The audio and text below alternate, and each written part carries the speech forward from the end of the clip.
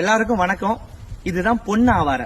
பாக்குறதுக்கு ஆவாரம்பூ மாதிரியே இருக்கும். நல்ல ஆரஞ்சு கலர், எல்லோ கலர்ல குட்டி குட்டியா ஆவாரம்பூ மாதிரியே இருக்கும். இதோட காயெல்லாம் பாத்தீங்கன்னா அச்சு அசல் அப்படியே கொத்தரங்காய் மாதிரியே இருக்கும். கொத்தரங்காய் மாதிரியே இருக்கும். சோ காயை நம்ம யூஸ் பண்ண போறது இல்ல.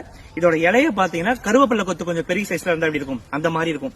பட் இதுல நிறைய மருத்துவ குணம் இருக்கு. முக்கியமா இதை எதுக்காக பயன்படுத்துறாங்கன்னா, நகை சொத்தை, நகம் சில பேருக்கு சுருங்கி போகும், கருத்து போகும். அந்த நகத்துல ரத்த ஓட்டமே இல்லாம, உணர்ச்சியே இல்லாம அந்த நகத்தை பேத்து எடுக்கிற மாதிரி இருக்கும். சிலருக்கு தானாவே கரண்டு விழுவும்.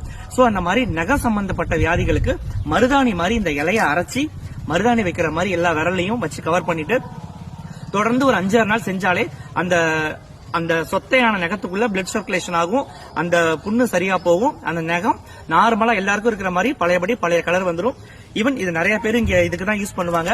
எங்க வீட்லயே ஃபேமிலியில இந்த இஷ்யூ இருந்து இதை ட்ரை பண்ணி அது உங்களுக்கு சுத்தமா சரியா போயிருக்கு.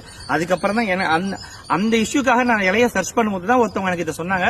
அதுக்கப்புறம் இது நிறைய இடத்துல ரோடுல போகும்போது 2 சைட்லயுமே நான் இதை பார்ப்பேன். சோ நகை சம்பந்தமான வியாதி, நகை பிரச்சனை அதெல்லாம் இருந்ததுன்னா இந்த இலையை அரைச்சி மருதாணி மாதிரி பூசிட்டு வாங்க. இதுக்கு பேரு பொன் ஆவாரை. இன்னொரு வீடியோல பார்க்கலாம். பை.